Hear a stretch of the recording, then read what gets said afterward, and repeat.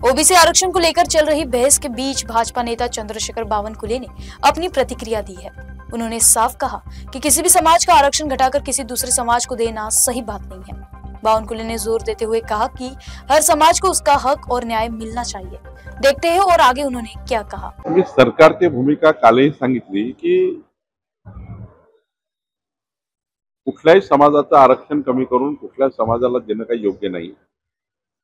ओबीसीचा काढा आणि मराठा समाजाला द्या, मराठा समाजाचं कमी करा, ओबीसीला द्या, हे जे सामाजिक सलोखा बिघडवण्याचं काम काही त्या ठिकाणी लोक करतायत किंवा संभ्रम तयार करतायत। खरं तर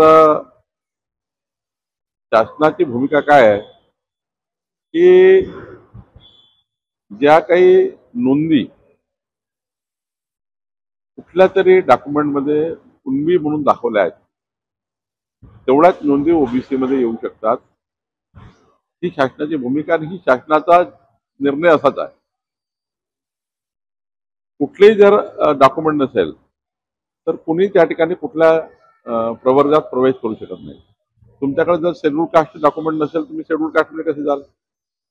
तुमच्याकडे एसटी डॉक्युमेंट नसेल तर एसटी मध्ये कसे जाल? त्यामुळे ओबीसीचा कुठला तरी नोंदी आजोबा पंजोबा कुठल्या तरी पंजीमध्ये आलं पाहिजे किंवा ग्रामविकासच्या कुठल्या तरी एखाद्या डॉक्युमेंटमध्ये असलं पाहिजे किंवा एखाद्या महसुली डॉक्युमेंटमध्ये असलं पाहिजे तरच ती नोंद होऊ शकतं। अन्यथा अशा नोंदी होणार नाही हे स्पष्टपणे त्या ठिकाणी यापूर्वीच शासनाने वारंवार स्पष्ट केलं आहे। मला असं वाटतं याच्यामध्ये फार संभ्रम ठेवण्याची गरज नाही। आणि मग राहिला बाकीच्या काही चर्चा आहे त्या ओबीसी उपसमितीचा कॅबिनेट सब कमिटीचा अध्यक्ष मी आहे।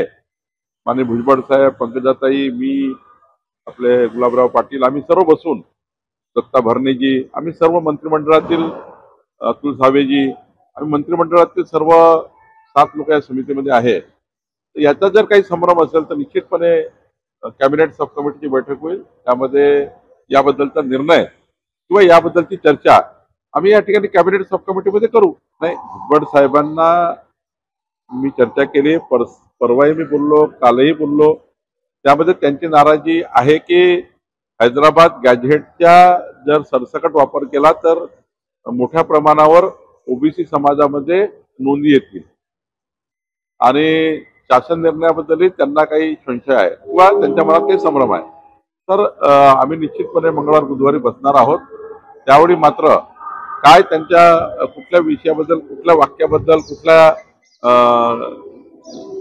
सेंटेन्स बद्दल त्यांच्या मनात संभ्रम आहे त्याबद्दल चर्चा करू। महाराष्ट्र सरकारची भूमिका आहे की कुणाचेही आरक्षण काढून कुणाला देण्याचा काही प्रस्ताव नाही किंवा कसाही या ठिकाणी तसं चर्चा नाही। नोंदीवर जाणार आहे। जसं शिंदे समितीने नोंदी शोधल्या त्या नोंदी जर असेल तरच त्या ठिकाणी सर्टिफिकेट मिळेल। असं कसे कोणी जिल्हाधिकारी तहसीलदार किंवा कुठले डेप्युटी कलेक्टर बिना नोंदीने सर्टिफिकेट देणार आहे? विदाऊट नोंदी जेव्हा एखादा तहसीलदार साईन करेल किंवा कलेक्टर किंवा डेप्युटी कलेक्टरच्या अधिकारात असेल त्या अधिकाऱ्यांनी कुठल्याही व्यक्तीने सही करताना नियमाप्रमाणे सही करेल। सरसकट कुठेही सही करता येत नाही कारण शेवटी कास्ट सर्टिफिकेट आहे। कास्ट सर्टिफिकेट मध्ये बघावं लागतं कुठली नोंद आहे, कुठे त्या ठिकाणी पुरावा आहे, कुठल्या पुराव्याने दिला आहे, शेवटी व्हॅलिडिटी करावं लागतं। त्यामुळे कुठले कास्ट सर्टिफिकेट केव्हाही चॅलेंज होऊ शकतं।